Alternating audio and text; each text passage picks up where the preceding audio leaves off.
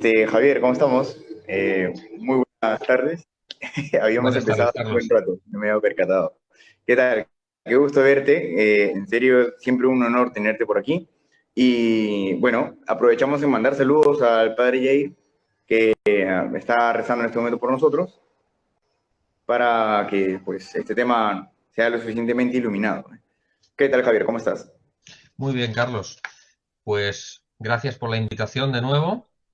Y la idea es continuar y terminar con la sesión anterior, que fue una introducción respecto de los elementos esenciales de la modernidad jurídica. Ujú.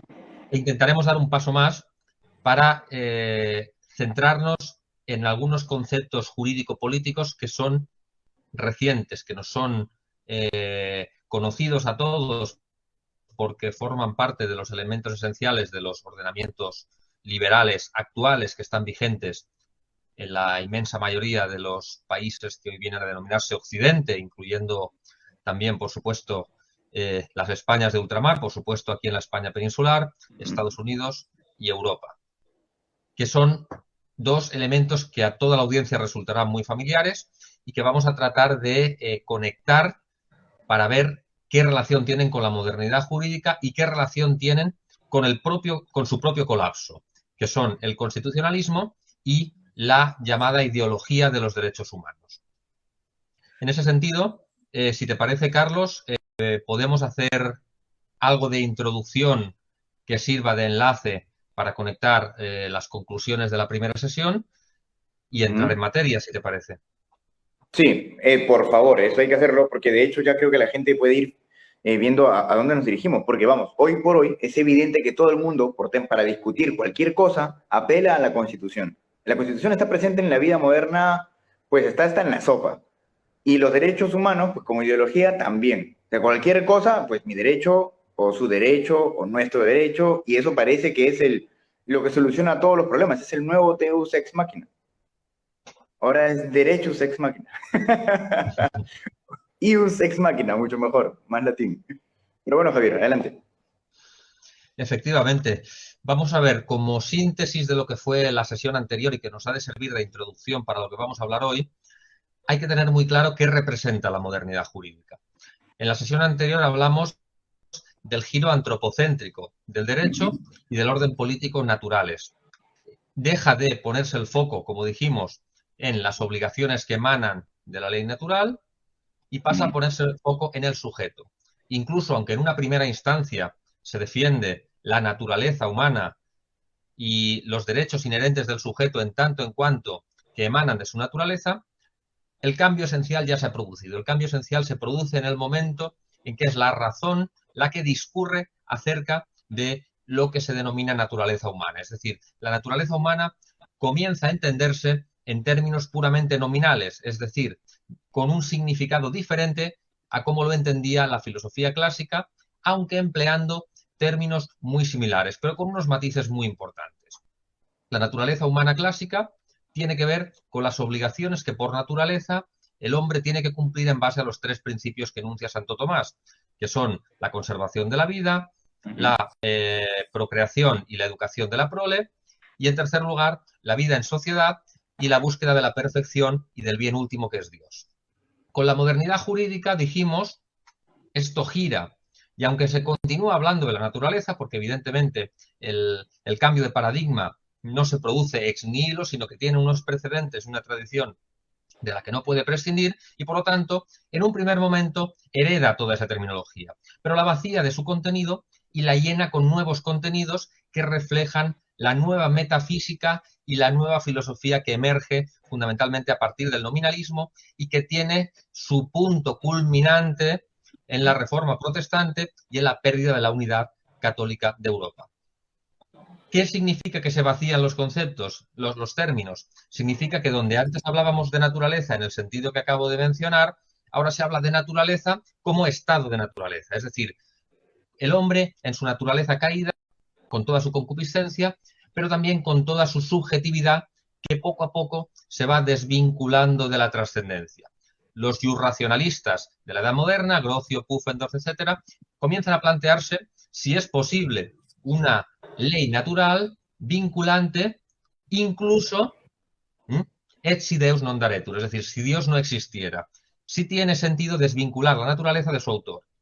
Y efectivamente, desvincular la naturaleza de su autor no tiene más sentido que hacer al hombre Dios, porque la naturaleza o tiene por autor a Dios, o entonces es el hombre el que se cree con la potestad de interpretarla, de desarrollarla, y como estamos viviendo hoy en día, de transformarla para que el hombre trate de convertirse, digo trate porque la naturaleza humana nunca puede ser destruida, por más que alguien en su intelecto considere que puede hacerlo, pues se trate de convertir al hombre en otra cosa completamente diferente de lo que es. ¿Y a qué se apela para ello? Pues se apela al concepto de dignidad humana. La dignidad humana, que en su sentido clásico tenía dos acepciones, podíamos hablar de dignidad ontológica, que es la dignidad que se deriva del propio ser del hombre, y después está la dignidad moral, que tiene que ver con la vida virtuosa y con la adecuación de los actos del hombre a su fin último, que es Dios. Aquí se produce una nueva revolución, porque la dignidad pasa a ser un concepto monolítico, se abandona o se va minusvalorando progresivamente la idea de dignidad moral, y lo que importa es la dignidad ontológica del ser humano. El hombre porque es hombre, exclusivamente, con independencia de su condición, con independencia de sus acciones, con independencia de sus pensamientos. De manera que todo lo que hace el hombre es digno, por tanto, en cuanto emerge de su razón. Y aquí ya tenemos otro giro revolucionario muy importante. La razón se convierte o se va progresivamente convirtiendo en un ente autónomo. La razón autónoma, la moral autónoma que después Kant desarrollaría en su pensamiento filosófico o político, precisamente es eso, es decir, es el ser humano como ente pensante el que interpreta su entorno y saca las conclusiones sobre cuál es su propia naturaleza. Por lo tanto, ya no hablamos de una naturaleza que nos viene dada directamente del creador, sino que el hombre, a través de su razón falible, concupiscente, caída, herida, etcétera, interpreta su entorno y saca una serie de conclusiones. Esa serie de conclusiones, por decirlo muy simplemente, es lo que se considera el llamado derecho subjetivo. Es decir, aquello a lo que el propio hombre considera que tiene derecho por el hecho de ser hombre. Si se fijan, ya hemos entrado en un concepto que hoy es esencial para comprender lo que hablaremos posteriormente, que es la autorreferencialidad. Es decir, el hombre se vuelve autorreferente. El hombre ya no es un ser trascendente que se siente creado, que se siente criatura, sino que el hombre es autorreferencial. El hombre engendra sus propios derechos en base a la interpretación que su propia razón, progresivamente más autónoma, hace de sí mismo y de su entorno. Y aquí llegamos a una cuestión fundamental, y es que en tanto en cuanto esa dignidad humana se va absolutizando, aparece una progresiva tendencia a entender la autoridad política de un modo totalmente diverso a cómo se entendía en el mundo clásico y en el mundo medieval.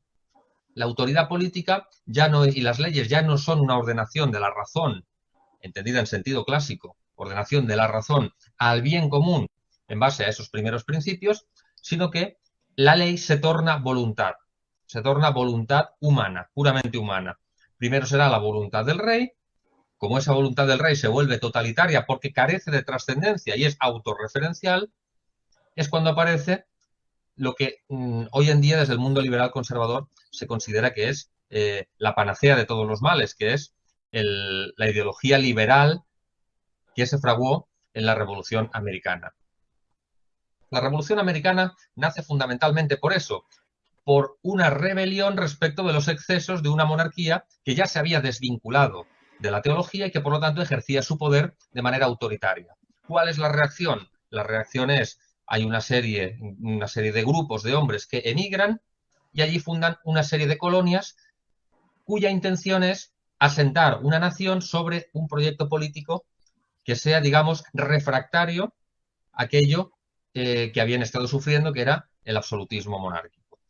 Y por lo tanto, esos fundamentos también son totalmente refractarios. Se ve muy claramente por ejemplo, en la Declaración de Virginia. La Declaración de Virginia de 1776 dice en su artículo primero que todos los hombres son por naturaleza igualmente libres e independientes, y tienen ciertos derechos inherentes, de los cuales, cuando entran en un estado en sociedad, no pueden ser privados o postergados. En esencia, el gozo de la vida y la libertad, junto a los medios de adquirir y poseer propiedades, y la búsqueda y obtención de la felicidad y la seguridad. Si analizamos punto por punto este párrafo, nos damos cuenta de que aquí se aprecia una síntesis de todo lo que es el pensamiento resultante de la modernidad filosófico-política anglosajona. Todos los hombres son, por naturaleza, igualmente libres e independientes, entendido como que el hombre no puede depender de nadie, el hombre no puede ser siervo de nadie. Muy bien, hasta aquí correcto. Pero después dice, tiene ciertos derechos inherentes de los cuales, cuando entra en un estado de sociedad, no pueden ser privados o postergados. Es decir, comienza a apreciarse la sociedad como un medio en el que, aunque sea potencialmente, corren riesgo los derechos individuales.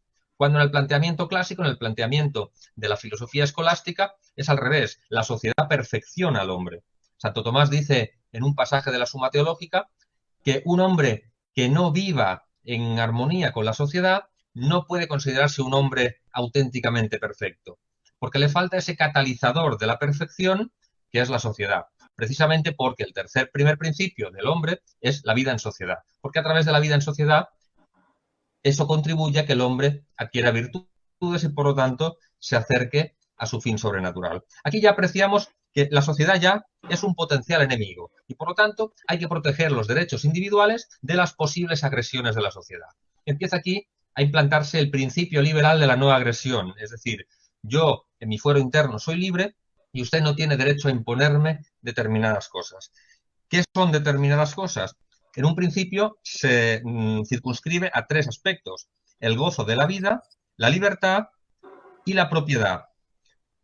Y en una segunda instancia se añade la búsqueda y obtención de la felicidad y de la seguridad. Es decir, la función de la vida en sociedad es que el Estado me garantice mi propiedad, mi vida, mi seguridad, lo cual es lógico, pero sobre todo que me garantice también la búsqueda de la felicidad. Es decir, que yo libremente a través de mi conciencia pueda llevar a cabo lo que después en lo que fue la Constitución americana se denominó el Pursuit of Happiness, la búsqueda de la felicidad. Es decir, que la sociedad no puede ser un estorbo para que el hombre busque a través del proyecto de vida que considere más adecuado lo que él considera su felicidad. Evidentemente, no estamos hablando ni de la felicidad aristotélica, ni de la felicidad tomista que constituye la bienaventuranza eterna, para la cual la virtud terrena es un medio. No, no. Ya estamos hablando en términos absolutamente subjetivos.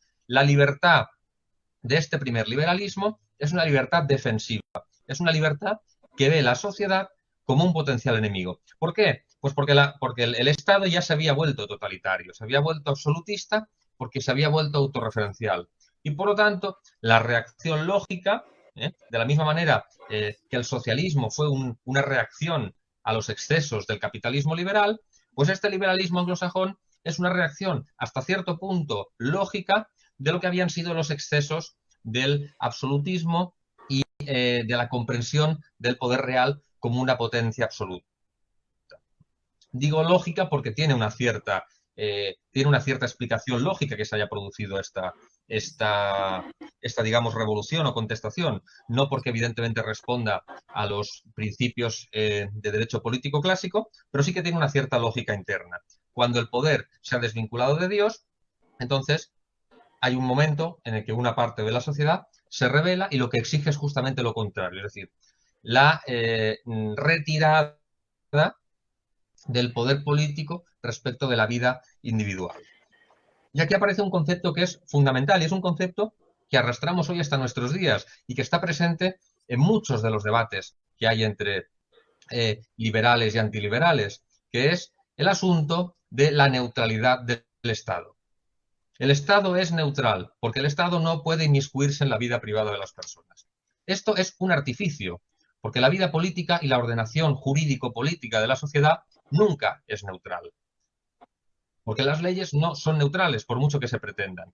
Y todas las leyes que no persiguen el bien común, pues son leyes que van contra la propia sociedad y por lo tanto no son neutrales. Luego se está a favor del hombre y a favor de la sociedad o se está en su contra. Y la llamada neutralidad religiosa del Estado no es sino precisamente ponerse en contra. Ergo, no es una neutralidad. Es una toma de partido del Estado que considera que no es competente en materia religiosa. A lo sumo, es competente para reconocer un cierto carácter positivo, un cierto carácter civilizador del hecho religioso, pero siempre considerado en abstracto, nunca considerado en su plasmación concreta, en una doctrina religiosa determinada, con sus principios morales, con sus dogmas, etcétera, etcétera.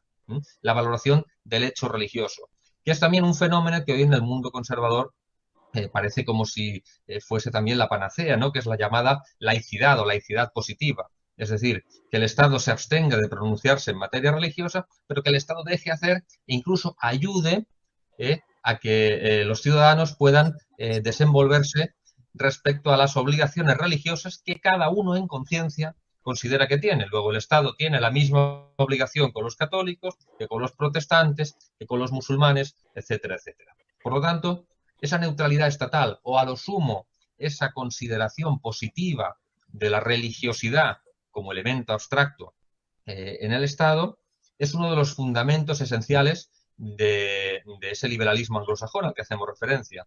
De hecho, Hayek, que es un gran admirador de ese liberalismo conservador anglosajón y que es un autor que manifiesta expresamente que es incapaz de entender el concepto de Dios y el concepto de religión en sentido concreto, no obstante reconoce que la religión es un elemento unificador y es un elemento que contribuye a la paz y a una cierta tranquilidad del orden social y por lo tanto es algo que merece ser respetado y promovido, aunque solo sea por un criterio de conveniencia política. Es decir, estamos en el uso de la religión dentro del contexto de la razón de Estado maquiavélica, es decir, uso maquiavélico de la religión. La religión como elemento pacificador. ¿Por qué? Porque la religión se supone que nos hace mejores personas, se supone que evita que la gente cometa crímenes, en definitiva supone un freno para la concupiscencia, al menos en teoría, y por lo tanto es un hecho que debe ser conservado en el mundo social, pero siempre y cuando el Estado no se pronuncie ni tome partido por ninguna religión. Este es el elemento fundamental que el profesor Alvear, en la obra que comenté en la última sesión, considera como definitorio de la ideología de la secularización. La secularización es la privatización de lo divino para evitar el conflicto. Tenemos ya una cristiandad rota, tenemos ya dos religiones que andan a la pugna, tenemos la religión católica y tenemos la herejía protestante. Solución salomónica: para evitar pugnas internas, el Estado debe declararse neutral. Y por lo tanto, en esa neutralidad, poco a poco el Estado va basando su legitimidad en la propia inmanencia.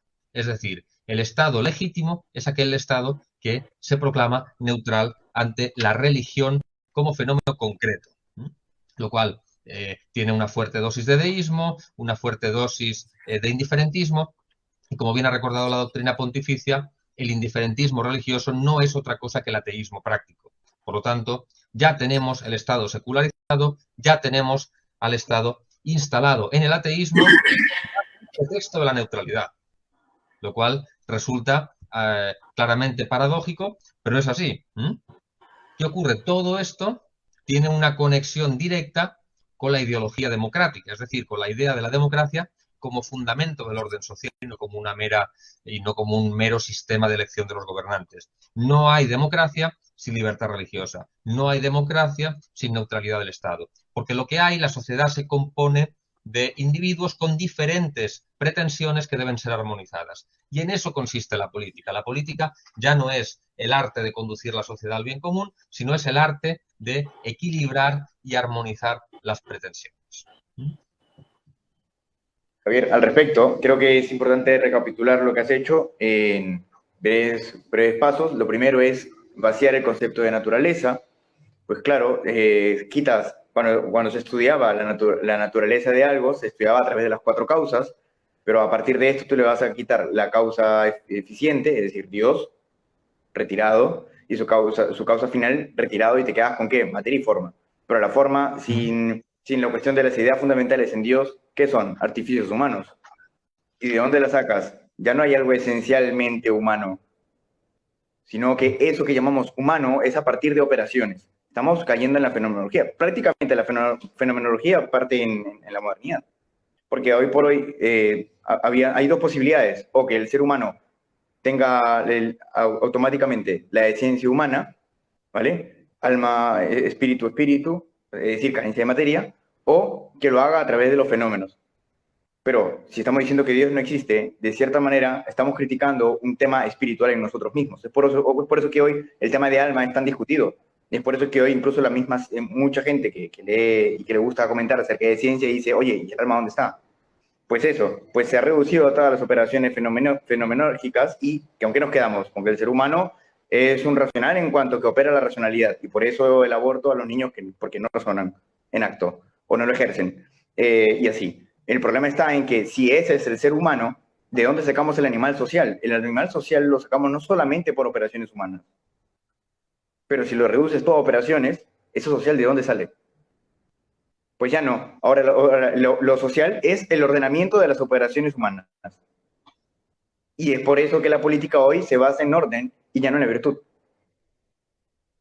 Y es por eso que hemos llegado tal cual. Y todo por la consecuencia de vaciar el contenido de naturaleza y basarlo en cuestiones fenomenológicas. Aún peor, para llevarlo un poco más extremo a cuestiones metafísicas, es que al final existe la razón signata y la no signata. La no signata es referente a la especie humana. Pero una vez que quitaste todo proceso de abstracción al ser humano, quedándonos solo con el fenómeno, solamente quedan razones signatas. Es decir, la razón signata de Javier, la razón signata mía y de todos los que nos están escuchando.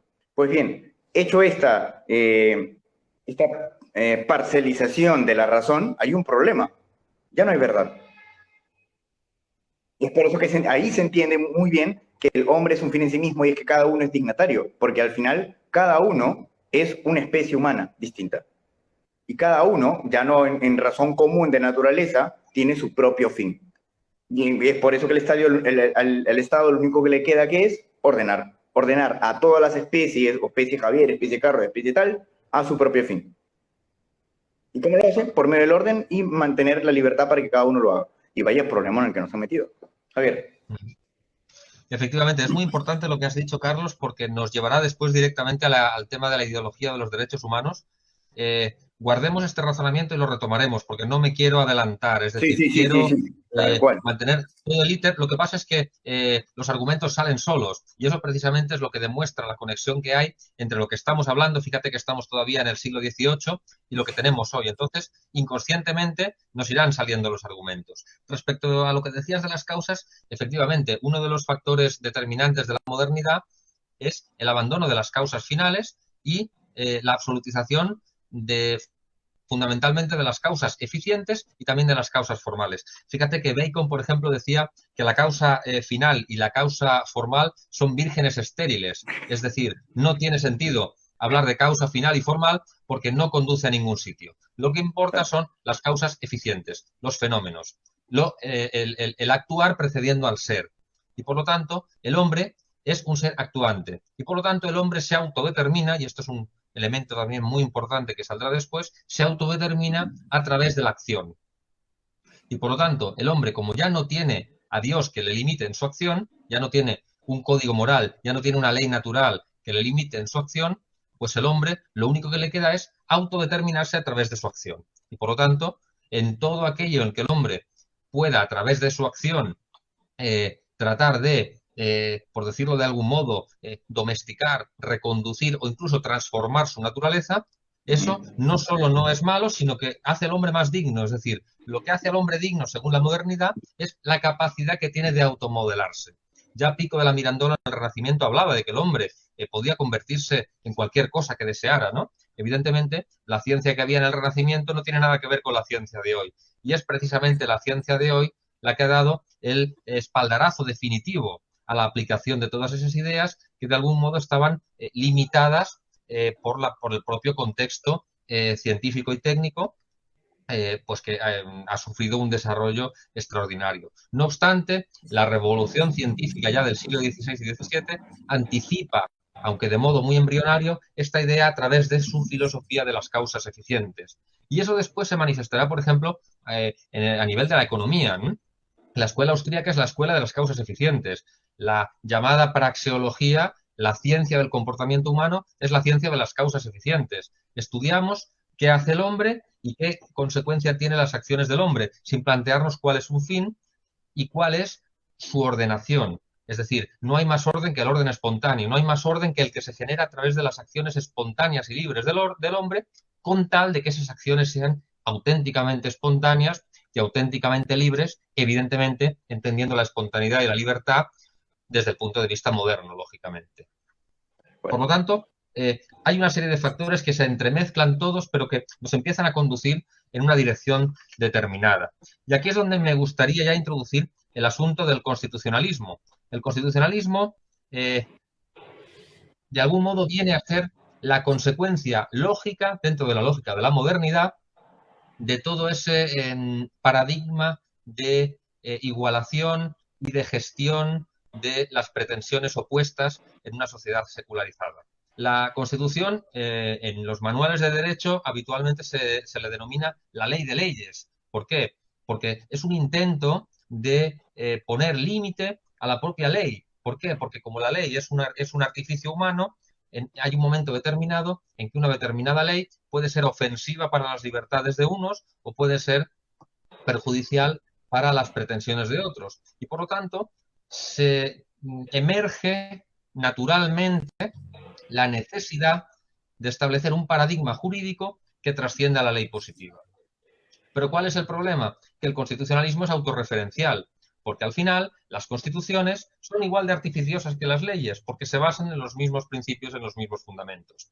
Porque si se basaran en los fundamentos teológicos, ya no haría falta la Constitución. Habríamos retrocedido al medievo y, por lo tanto, ya no sería necesaria una ley de leyes. La ley de leyes sería la ley de Dios y, por lo tanto, no sería necesario este artificio. La ley de leyes, la Constitución, es un sucedáneo de la ley divina y es un intento del propio hombre por autolimitar aquellas leyes que él mismo se ha impuesto, pero siempre desde la perspectiva propiamente liberal. Y se intenta defender esto argumentando que las constituciones tienen un carácter mucho más rígido que las leyes positivas, que son mucho más mudables, y de esa manera se le intenta dar una apariencia de solidez que en realidad no tiene, porque las constituciones, por mucho que sean rígidas, pueden cambiarse. Y al final, y aquí se ha dado mucho en España este debate, oiga, si la Constitución de 1978 se votó por gente que ya está muerta, ¿por qué tengo yo que aceptar los principios de esa Constitución? ¿Por qué no puede cambiarse la Constitución en cada generación? ¿Por qué tengo que asumir el consenso? Y aquí viene otro elemento fundamental, la ideología del consenso. ¿Por qué tengo que asumir el consenso de una generación que ya está muerta? Ahora somos nosotros y por lo tanto nosotros tenemos nuestro propio consenso. Si nuestro propio consenso cambia, se tiene que cambiar la Constitución. Y este razonamiento tiene una cierta lógica interna, porque en el fondo no hay sustrato, no hay fundamento metafísico, no hay fundamento teológico y por lo tanto está basado en los consensos. Y los consensos tienen una vigencia espacio-temporal determinada. Cambiado el espacio, cambiado el tiempo, esos consensos no tienen ninguna razón de ser, ni ninguna vinculatoriedad que el propio consenso. Luego, en el momento en que ese consenso desaparece, no hay fundamento alguno para que la Constitución no pueda ser modificada. Y del mismo modo, muchas constituciones, como parten de esa ideología del consenso, tienden a elaborar conceptos jurídicos de una elevada ambigüedad.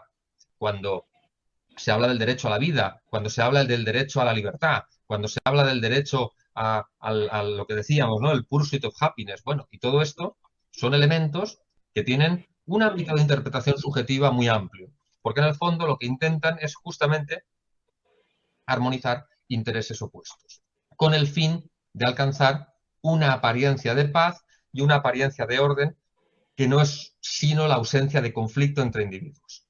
¿Por qué? Porque de otra manera la sociedad, la vida en sociedad deviene imposible, se convierte en la selva, viene la anarquía y por lo tanto no es posible. Entonces, la manera de atar en corto ese concepto absolutamente desbocado de libertad es llegar a una serie de consensos. Todo este contractualismo que es propio de las revoluciones liberales del siglo XVIII, tanto de la americana como de la francesa, con una diferenciación importante, y es que la Constitución americana se basa más en la soberanía del individuo y la Constitución francesa se se basa más en la soberanía del Estado, pero es la soberanía a fin de cuentas y por lo tanto es la voluntad. Y por lo tanto la soberanía estatal desemboca en el totalitarismo de Estado y la soberanía individual desemboca en el totalitarismo democrático. El contractualismo continúa vigente, aunque sea un fenómeno del siglo XVIII. ¿Por qué? Porque en la medida en que no hay una trascendencia, se necesita dar una unidad consensual al ordenamiento jurídico. Por ejemplo, las teorías neocontractualistas de Rawls, etcétera, lo que vienen a decir es eso. Oiga, usted imagine un sistema en el que usted, antes de tomar una decisión, no conoce los pros y los contras y usted solo tiene que pensar en no hacer daño al que tiene al lado y en que esto sea beneficioso desde su propio criterio, pero sin conocer, digamos, las consecuencias de sus acciones. De esa manera, tejemos lo que Rawls llama un velo de la ignorancia, ¿no? Intento hacer las veces de justicia ciega en la toma de decisiones y a partir de ahí, entre ciegos, se llega a un consenso ciego. Y por lo tanto, esa ceguera voluntariamente asumida es la que determina el consenso que rige a las sociedades. Lo mismo pasa, por ejemplo, con el método dialógico de Habermas. Habermas lo que viene a decir es que al final la verdad se construye entre todos. Que cada uno tiene que poner un trocito de su verdad y a través de esos trocitos de la verdad construiremos un consenso que permita la vida en paz. El contractualismo está muy vigente y el contractualismo es el fundamento y la consecuencia del constitucionalismo. ¿Qué ocurre? El constitucionalismo fracasó. El constitucionalismo fracasó. El fracaso del constitucionalismo fueron las dos guerras mundiales. Ese fue el fracaso del constitucionalismo decimonónico. Entonces, ¿qué ocurrió? Era necesario todavía una instancia superior.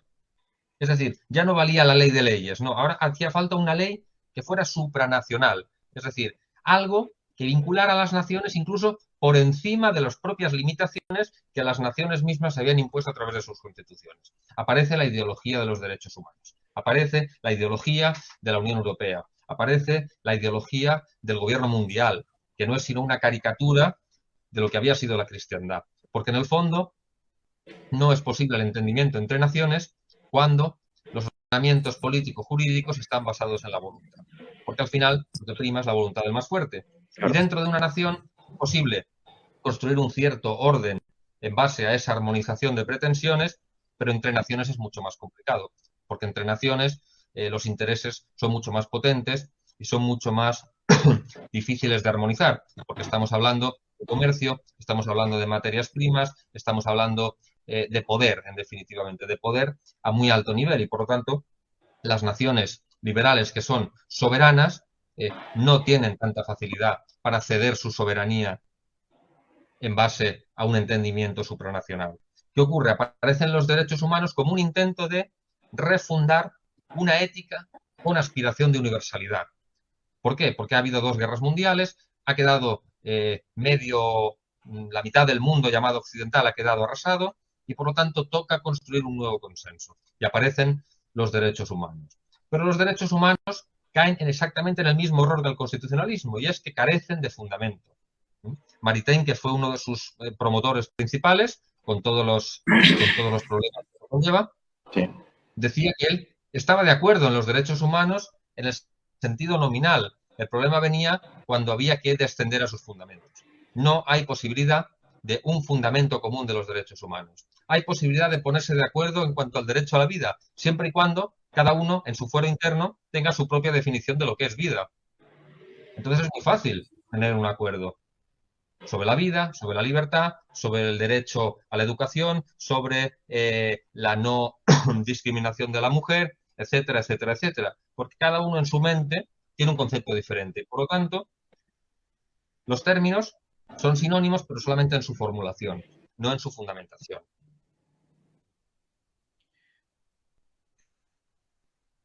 Alguien puede objetar que muchos de los intelectuales que estuvieron detrás en la génesis de los derechos humanos eran católicos, incluso en la construcción, en el proceso de construcción de lo que hoy se llama la Unión Europea, ¿no? Pues Schuman, Adenauer, Munier y Maritain en las comisiones de la redacción de la Declaración Universal de los Derechos Humanos. En este sentido hay que decir, por un lado, que todas las propuestas de Maritain y de Munier no fueron ni mucho menos aceptadas, fueron desechadas en gran medida. Pero es que hay otro problema, y es que todas esas aportaciones intelectuales de pensadores católicos estaban en última instancia fundamentados también en la idea de derecho moderna. Por ejemplo, Maritain, en su obra Democracia y Derechos Humanos, dice que el hombre es libre de escoger su camino religioso, asumiendo sus riesgos y sus peligros, y su libertad de conciencia es un derecho natural inviolable. Estamos otra vez repitiendo, estamos otra vez mecanografiando los elementos esenciales de la modernidad jurídica. Por lo tanto, no es posible llegar a una conclusión que sea asumible desde el punto de vista del pensamiento cristiano. El argumento fundamental, cuando se discute sobre derechos humanos en el mundo liberal conservador católico, es bueno, los derechos humanos son aceptables secundum quid, es decir, son aceptables en la medida en que no aparten a Dios. Pero es que el problema no es mencionar a Dios. El problema es que el término Dios se utiliza de un modo subjetivo, ya no se utiliza de modo clásico, es decir, entendiendo a Dios como lo que es, como creador, con todos sus atributos, con todos sus elementos esenciales, sino que se habla de Dios en un concepto abstracto, en un concepto que intenta tener un alcance universal y por lo tanto al final se acaba diluyendo, porque cuando no se concreta el fin último, si no hay un fin último concreto y definido, al final todo queda evaporado y al final, como bien decías, Carlos, el fin último es el hombre. Javier, al respecto, ya que has tratado ya estos temas, hay una cuestión vital en todo esto, a saber, cuando Francisco Suárez en su obra de Legibus se pregunta quién es el legislador o el regente universal del hombre, estén donde estén, bajo la corona que estén, es Dios. Y por Cristo, ese estatus regente es pasado al Papa. El Papa es el único autorizado para regir universalmente al hombre, de lo cual se sigue bajo qué autoridad una institución puede declarar los derechos humanos universales. Pues vaya cuestión, que uno de estos constitucionalistas y de la ideología de los derechos humanos lo responda, que no carece de fundamento. Eso le cae a la Iglesia, no ni a la Unión Europea, ni a la ONU, ni a quien quiera. Efectivamente, ese es el principal problema. Toda la cuestión de la dignidad humana es que no brota de la naturaleza, sino que brota de una concepción evolutiva del ser humano. Es decir, como el actuar precede al ser, el hombre se hace actuando y por lo tanto todo aquello que el hombre haga le pertenece y es propio de su dignidad y por lo tanto tiene que ser respetado sea lo que sea, con tal de que no perjudique la libertad y los derechos y la subjetividad del que tiene al lado. Esa es la esencia del consenso jurídico moderno. Entonces, Y nos han ganado en esta lucha consensual, porque nosotros en ningún momento debimos, de hecho, yo no lo acepto, y no debemos aceptar una autoridad universal que no sea el Papa. Es así de simple. efectivamente, o por lo menos una autoridad universal que no esté sujeta y sometida a la potestad del romano pontífice, aunque sea de manera indirecta en tanto en cuanto está subordinado, ¿no? Lo que se ha Sí, sí, de llamado hecho Francisco tradicionalmente. Suárez propone a un organismo internacional, no con esas palabras obviamente, sino a un órgano regulador, y lo propone así, donde esté el Papa y los príncipes de la Iglesia, y aparte representantes de los grandes reinos de la cristiandad. Pero lo importante ahí no son las cabezas de los reinos de la cristiandad, lo que importa es el Papa que esté ahí, porque sin el Papa esa organización carece de autoridad. Es así de simple.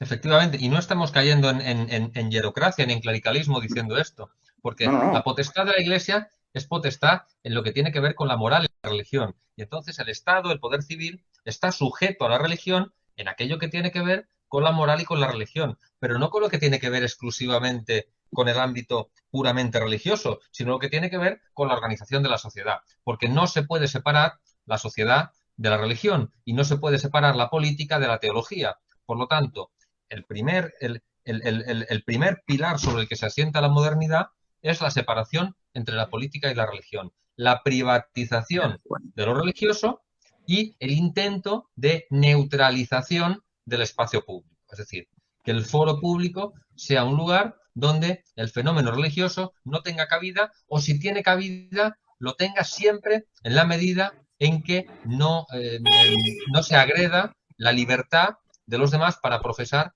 aquel credo o aquella creencia que considere. Javier, Lo perdón cual, que como he ahonde dicho más en antes, esto, ¿eh? Perdón que ahonde más en esto, pero es vital, porque esto da para mucho, pero yo sé que tenemos que avanzar, pero a ver, yo recuerdo haber leído en Francisco Suárez también en cuestiones de Legibus, cuando habla de que la autoridad regente debe tener a la autoridad universal siempre presente en cuestiones morales. Y de ahí se sigue, pero yo siempre me pregunté por qué Francisco Suárez proponía tal cosa. Y dije, claro, la iglesia en cuestiones morales, cuando habla ex cátedra, no se equivoca. Y hoy, y en vez de apelar a una inerrancia ex cátedra, apelamos a una cuestión consensuada, organizacional, internacional. O sea, si nos damos cuenta, la moral humana no podemos arriesgarla a un consenso. Debemos llevarlo a un punto, a un puerto seguro. Alguien que no hierre en ese tema. Y en ese tema la iglesia, tal como lo propone Francisco Suárez, en cuanto que el Papa lo propone ex cátedra, es inerrante en cuestiones morales. Podríamos apelar a eso. De hecho, así, te lo pongo así, y quizá me caerán críticas, pero pedirle al Papa Francisco, Papa, por favor, necesitamos que resuelva la cuestión moral ex cátedra del aborto. Y en cuanto se pronuncie ex cátedra, no se va a equivocar en lo que va a decir. Pero claro, hoy, como ya lo deslindamos de esa responsabilidad, pues las cuestiones ex cátedra que lanza es un... ¿Cuántos han sido en la historia después del siglo XIX? Ahí muy, está. muy pocas, por no decir ninguna. No Y se me ahora, ocurre más ninguna ex ahora mismo. cátedra hay en las organizaciones internacionales que en la iglesia. ¿Cómo es esto posible? Sí, sí, porque ni siquiera incluso cuestiones tan nucleares dentro de la doctrina católica como la prohibición de la ordenación femenina tampoco está definida ex cátedra, está definida Exacto. como magisterio que es vinculante, ¿no? Pero bueno, Sí. yo creo que el asunto del ex cátedra, vamos a ver, la doctrina social de la Iglesia no es ex cátedra y en cambio es vinculante, es decir, es vinculante moralmente sin ninguna duda, es decir, no hay absolutamente, y eso en el propio magisterio está establecido de esa manera, ¿no? Lo que establece la doctrina católica de modo recurrente y de modo constante es vinculante moralmente y por lo tanto se deriva directamente de la ley natural y por lo tanto es fuente de obligaciones para todos porque deriva de la ley natural, porque hay una naturaleza común y por lo tanto, donde hay una naturaleza común hay unas obligaciones comunes. Y eso es precisamente lo que la ideología de los derechos humanos, y ahora reengancho todo este coloquio para ir avanzando en el tema y Sí, sí, acercarnos sí. ya a la última parte, es que precisamente como las constituciones, leyes de leyes, los derechos humanos están fundamentados en la voluntad acaba por negar la naturaleza. ¿Por qué? Porque la naturaleza no es más que un freno a la voluntad. Y por lo tanto, los derechos humanos que, aunque alguien pueda pensar con un cierto grado de ingenuidad que fueron una propuesta de buena fe hecha por unas personas que buscaban la paz, etcétera, no dudo que en algún caso fuese así, pero en todo caso consciente o inconscientemente, se dejó el germen de lo que tenemos hoy. Y es que los derechos humanos se han convertido en una máquina para la destrucción o el intento de destrucción de la naturaleza humana. Hay un libro que es tremendamente interesante, a pesar de que el autor no pueda ser considerado un pensador clásico, como es Gregor Pupin. En este libro, cuyo título sugerente ya nos da idea de su contenido, Mi deseo es la ley. Mi deseo es la ley. Con esta frase se resume muy bien cuál es la metafísica, o mejor dicho, la antimetafísica del ordenamiento jurídico moderno.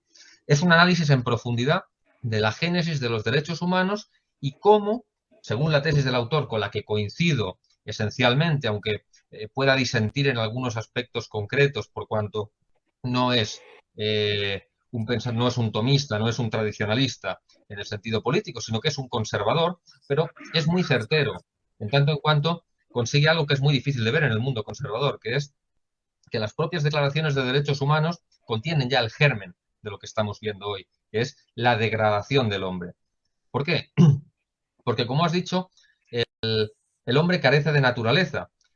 Y la naturaleza es algo que le ata a la realidad tangible, le ata a la realidad viviente, al mundo en el que vive, a lo que es y a lo que le rodea. Si nosotros borramos o tratamos de destruir la naturaleza humana para que el hombre sea lo que nosotros queremos que sea, lo que estamos intentando es romper con las ataduras materiales que tiene el hombre. Su naturaleza tiene que ver con sus apetitos. Y los apetitos, en el fondo, son cuestiones que tienen que ver con nuestra naturaleza corpórea.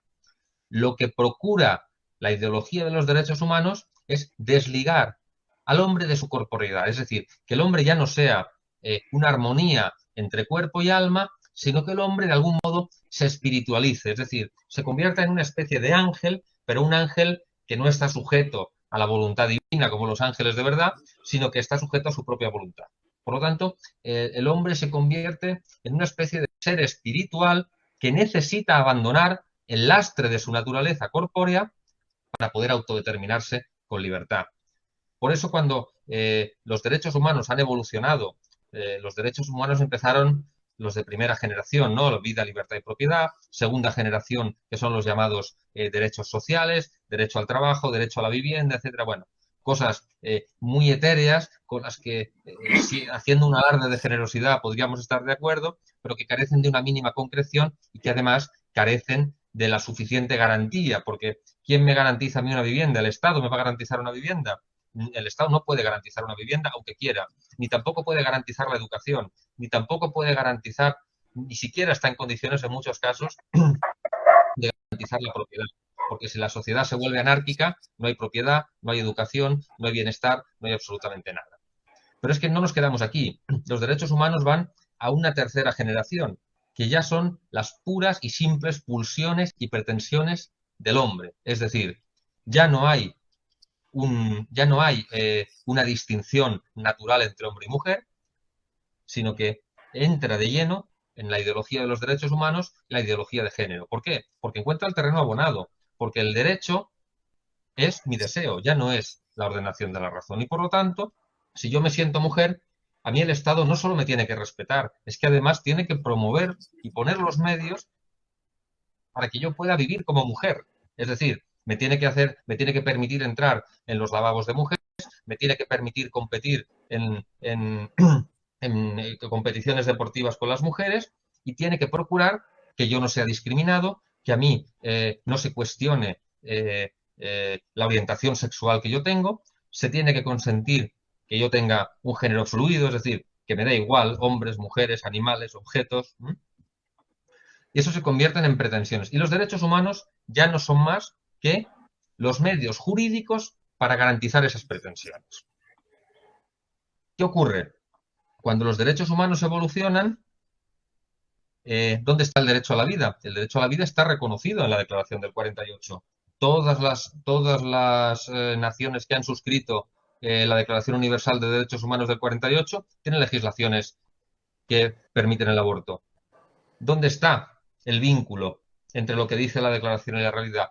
Pues porque a la vida, hasta algo tan objetivo como la vida, queda sujeto a la arbitrariedad. Y cuando el derecho a la vida entra en contradicción con otro supuesto derecho, como es el de la mujer supuestamente sobre su cuerpo, entonces aquí entra un choque. Y es cuando se producen se produce de algún modo un enfrentamiento entre pretensiones, donde al final acaba prevaleciendo la pretensión del más fuerte, que es la mujer que está embarazada respecto de su hijo que no tiene defensa ninguna. Y por lo tanto, al final, ¿qué acaba prevaleciendo? La voluntad de la mujer que quiere matar a su hijo.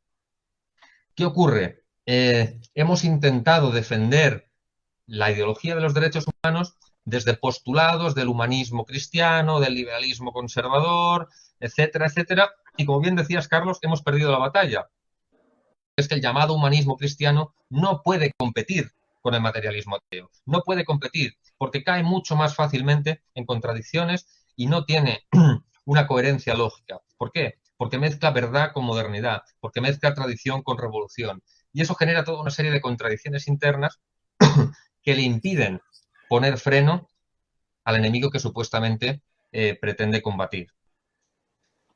¿Qué ocurre? Hemos llegado a un punto en el que no hay naturaleza humana. Para ellos, la naturaleza humana sigue existiendo y es la misma de siempre. Pero no hay naturaleza humana, el hombre no asume su naturaleza y por lo tanto el hombre se desvincula de ella. Y a partir de ahí, con la irrupción de la tecnología, se produce el catalizador definitivo de todas esas ideologías, que es lo que el profesor Dalmacio Negro denominaba las bioideologías en su obra El mito del hombre nuevo, que es también una obra altamente recomendable, aunque de nuevo no se trata de un autor tradicional en sentido clásico, pero sí tiene la agudeza necesaria como para detectar la dirección que están tomando los acontecimientos.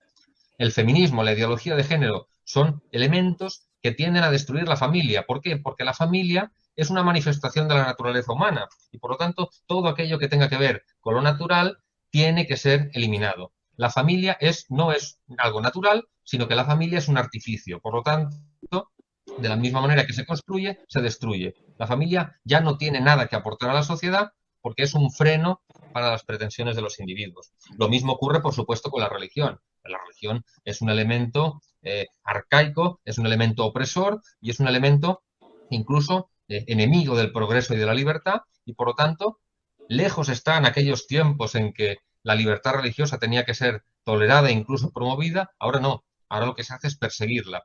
¿Por qué? Porque toda esa libertad y esa tolerancia llegan hasta el punto en que establecemos unos principios que le ponen un límite. Entonces, cuando uno es tolerante con todo menos con aquello que le impide materializar sus deseos. Y por lo tanto, con la religión no se es tolerante. Con la familia entendida en sentido natural no se es tolerante, porque se consideran elementos opresores. Aquí tiene una fuerza fundamental el neomarxismo. Y es que cuando se discutían la Declaración de los Derechos Humanos del 48, las dos naciones comunistas por excelencia en aquel momento, que eran la URSS y China, pusieron vetos a toda una serie de redactados que podrían de algún modo haber puesto coto a lo que hoy se han convertido los derechos humanos. Todas aquellas referencias, más o menos, aunque fuera de forma indirecta, impropia, etcétera, que se hacían a la familia, al hombre, a la naturaleza, etcétera, fueron vetados expresamente por China y por la URSS. Lo cual no quiere decir, evidentemente, que el mundo occidental carezca de culpa, porque todos los fundamentos del pensamiento jurídico moderno provienen del mundo occidental. De hecho, el liberalismo es una herejía del cristianismo. Es decir,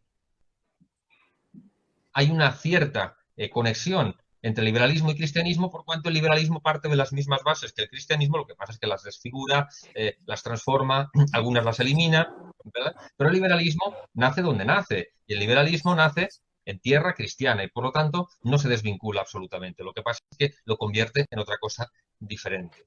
Entonces, pretender que de esa transformación ver una herencia cristiana, cuando se habla de las raíces cristianas de Europa, cuando se habla de la tradición cristiana de Europa, de la herencia, no.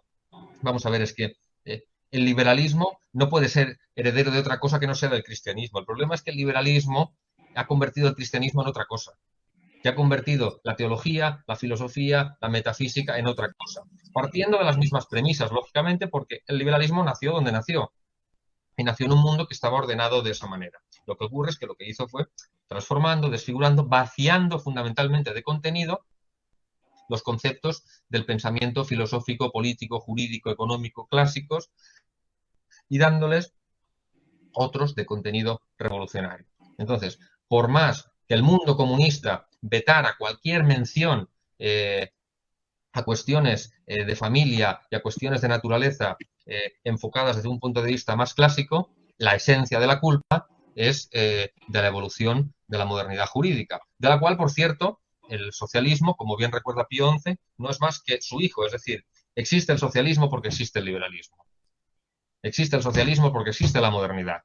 La modernidad, el socialismo es un hijo bastardo del liberalismo, pero al final parte de sus mismas premisas, que son fundamentalmente la autonomía humana y el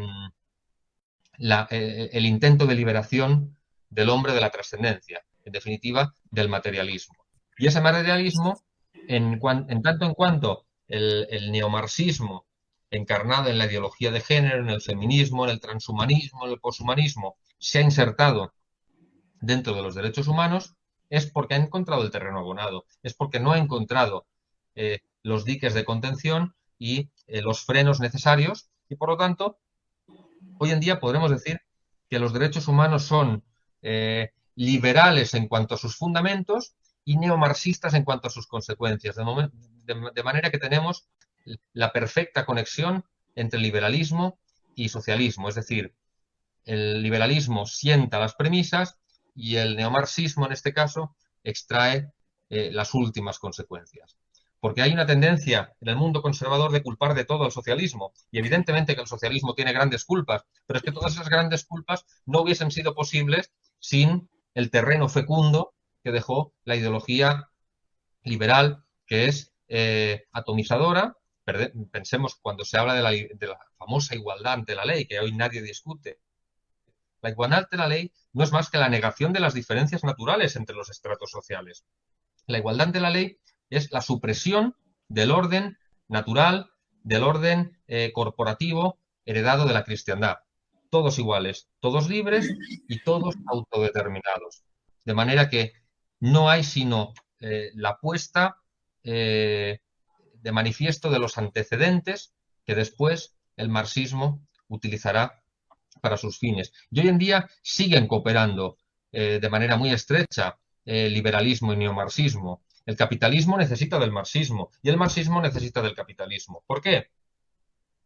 Sencillamente porque el capitalismo, el neomarxismo pone la corrupción en la mente y el liberalismo la pone en el mercado.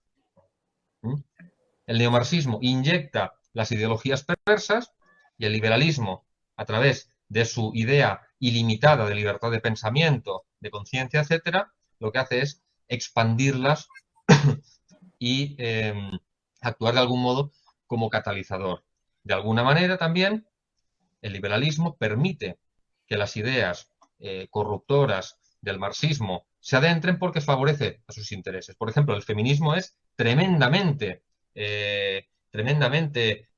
favorece tremendamente al capitalismo. ¿Por qué? Porque al destruir la familia está favoreciendo la concentración de la riqueza, está favoreciendo que la mujer se incorpore al mercado laboral abandonando absolutamente sus obligaciones naturales con el hogar y automáticamente lo que está consiguiendo es que se incorpore mayor mano de obra al mercado y por lo tanto se bajen los salarios automáticamente. La ideología anticonceptiva es perfecta para el capitalismo porque lo que permite es que el hombre pueda destinar más horas a su trabajo y a que el hombre no le importe vivir para su trabajo con tal de mantener su empleo y con tal de obtener una remuneración que le permita satisfacer sus caprichos. Caprichos que están introducidos por el propio sistema y están fomentados en la mente por la corrupción introducida por la propia ideología derivada del liberalismo.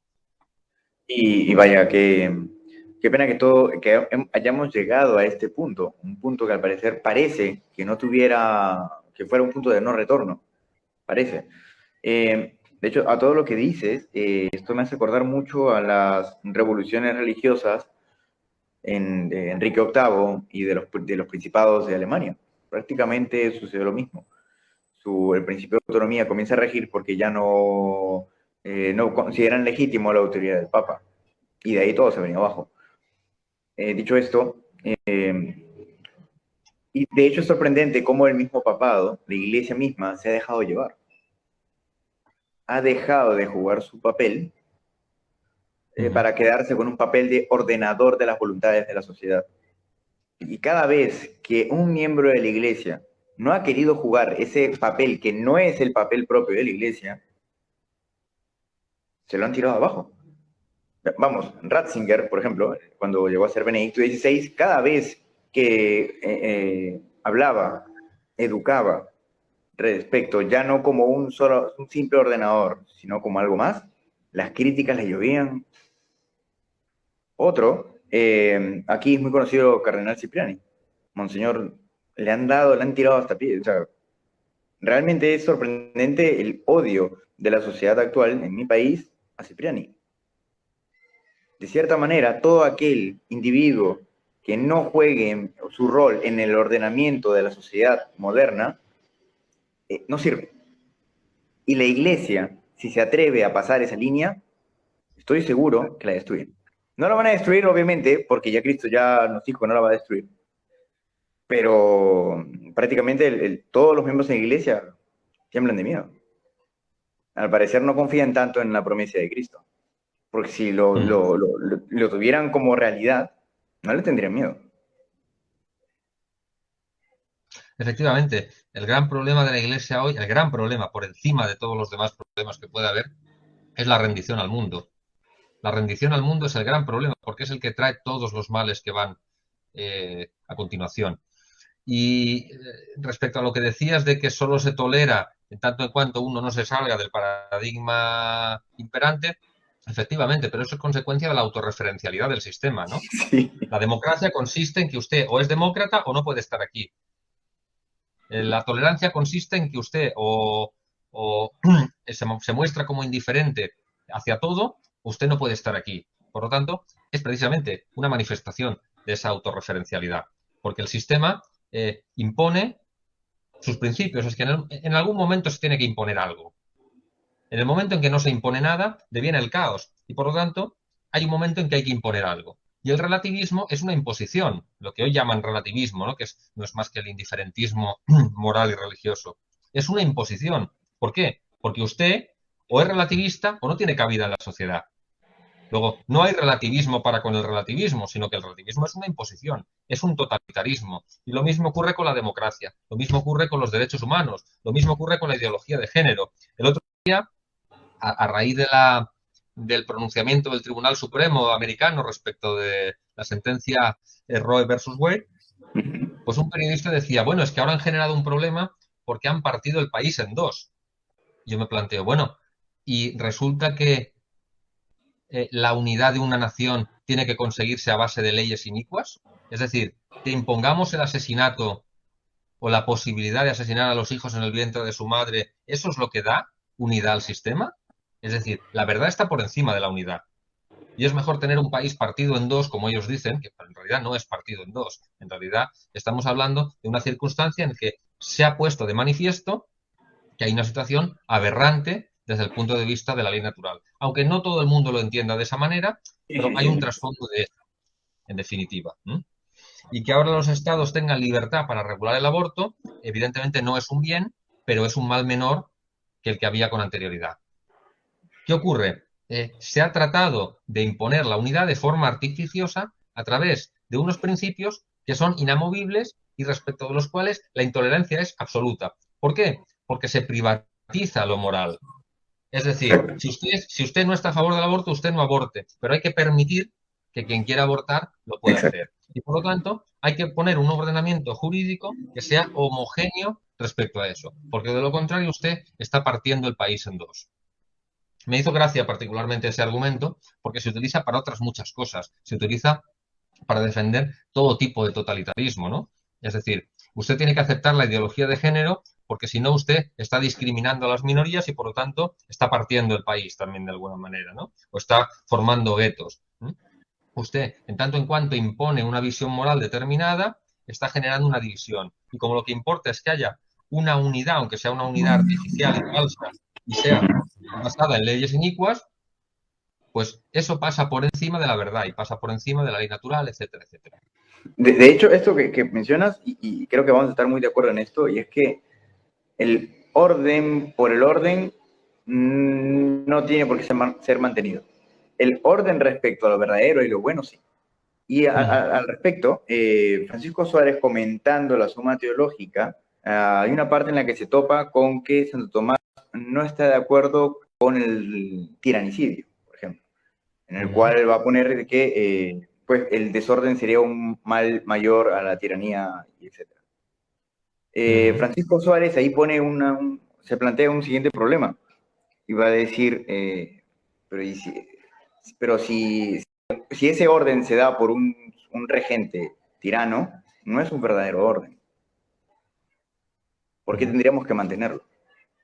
Y eso yo lo aplico ahora. Hoy la gente muere por el orden actual. Es ujú. capaz de todo para que el orden actual se mantenga.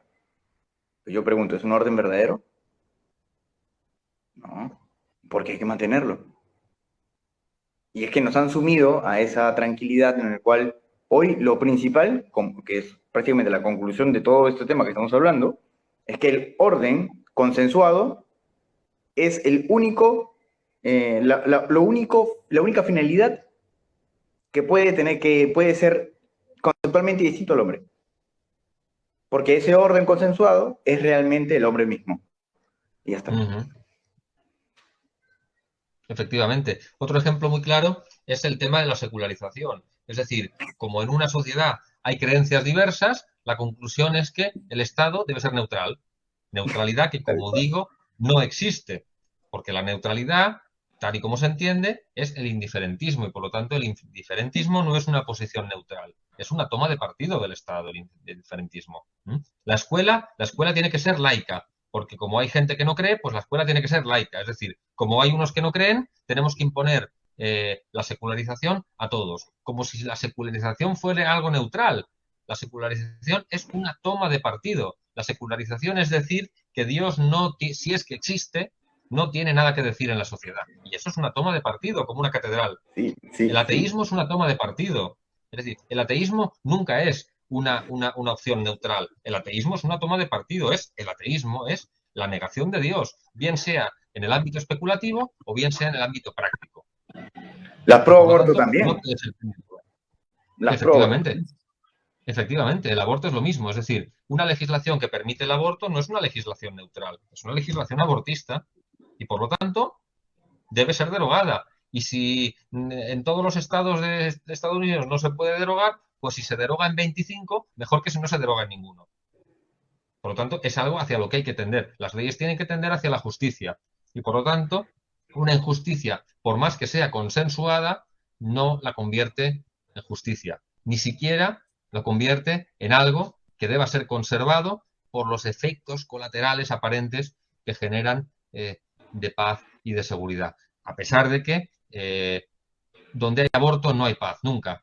Es imposible que haya paz donde hay aborto porque eso genera, es una manifestación de violencia y de crueldad que después se manifiesta en otro tipo de relaciones humanas. Se manifiesta en las relaciones familiares, se manifiesta en las relaciones personales, se manifiesta en las relaciones laborales, se manifiesta en todo, porque es una expresión de violencia muy grave que no es sino el síntoma de lo que hay en la sociedad. Y por lo tanto, la violencia no se termina con el aborto, es que el aborto es una manifestación de una violencia que está muchísimo más generalizada. Tal cual, ¿no? Y da mucha pena. Hoy podemos decir que vivimos el sueño de Kant, la paz perpetua. La paz perpetua, efectivamente. La vivimos y la palpamos todo el Mm. tiempo y nadie puede seguirse de este sistema autorreferencial que juega un papel eh, de universo creado por Dios. Es decir, Mm. nadie puede escapar de esta realidad creada por Dios. Ontológicamente hablando es imposible, nos vamos a la nada. Lo mismo, nadie puede salir de este sistema. Nos vamos a no ser humanos. Y ahí sí, a Dios dignidad intrínseca en el hombre. Ahí sí no eres digno. Efectivamente, efectivamente. Y es que negando la fuente de esa dignidad humana, estamos negando la propia dignidad del hombre. Por lo tanto, el hombre, queriendo ensalzarse, se destruye.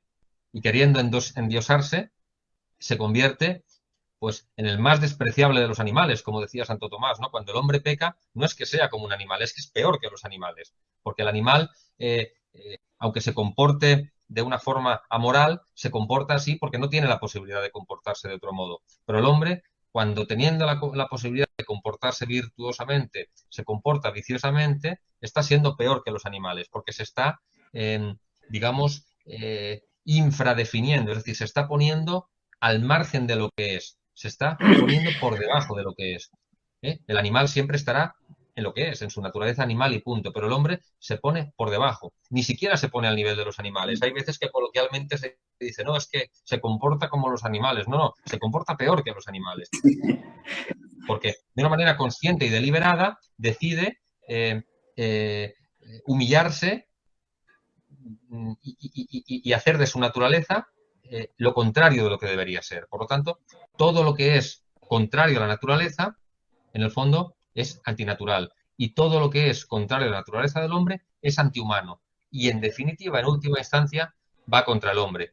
Para concluir, Carlos, decías, no sé si esto humanamente tiene solución o hemos vuelto a un punto de no retorno. Yo pienso, al margen de, de intervenciones divinas o de milagros, ¿no? Yo pienso que queda una pequeña esperanza y es que la naturaleza siempre emerge. Es decir, hay un punto en el cual la aberración y la autodestrucción del hombre llega a un punto en el que no puede ser más y por lo tanto, de algún modo se tiene que producir una reacción, ¿no? Otra cuestión diferente es de qué magnitud y hacia qué dirección puede ir esa reacción. Pero en el momento en que la sociedad se autodestruya, será necesario un cambio de paradigma. El problema es que en ausencia de fundamentos sólidos estamos en un callejón sin salida. Sí, vamos, es tal cual. Y tal cual esa conclusión la hemos recorrido al final lo que dijo Nietzsche en su Gaia Ciencia, ¿no? Dios ha muerto y nosotros lo hemos matado. Luego con Foucault, el hombre ha muerto, que queda por matar. De hecho, ya cuando dice el hombre ha muerto, es analógicamente proporcional a lo que dijo Nietzsche, la naturaleza ha muerto.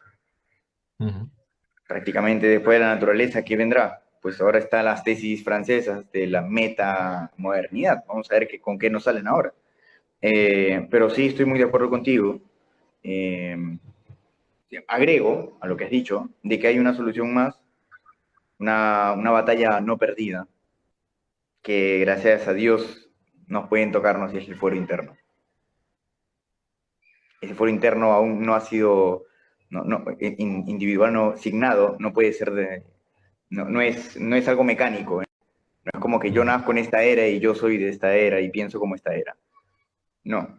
Este foro interno signado de cada uno de nosotros, ¿no? El foro interno Javier, el foro interno Carlos, el foro interno de los que escuchan, tienen la capacidad de encontrar el problema.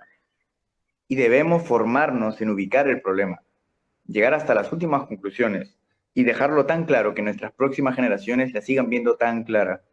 Porque cuando llegue el momento de reconstruir la sociedad, nosotros lo tenemos que hacer o nos lo van a construir otra vez. Porque sabemos muy bien que toda empresa humana, sin Dios, se destruye. Acordémonos de la Torre de Babel. Esta modernidad va a ser igual. Va a ser lo mismo. El problema es qué estamos haciendo nosotros. Es decir, mientras construyen la Torre de Babel, como no tenemos la fuerza para derrotar a estos arquitectos, con referencia a la masonería, disculpa, simplemente, ¿qué hay que hacer? Hay que formarnos. Porque cuando caigan, nosotros tenemos que ponernos allí, o nos lo van a construir otra vez y volvemos al mismo ciclo. Y eso ya no puede volver a pasar.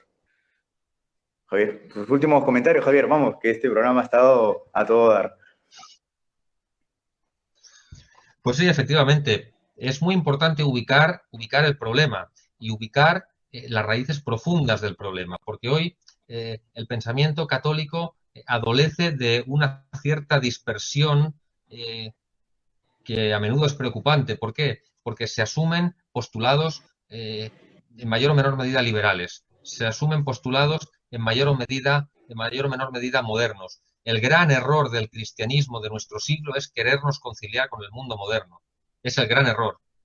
Y es un error que cada vez que lo cometamos tropezaremos con la misma piedra y que no conseguiremos, es decir, no hay posibilidad de conciliación entre la modernidad y la fe. No hay posibilidad porque se basa en postulados absolutamente antitéticos. Es decir, ante el primado del hombre está el primado de Dios, ante el primado de la voluntad está el primado de la razón, antes que la voluntad está la naturaleza.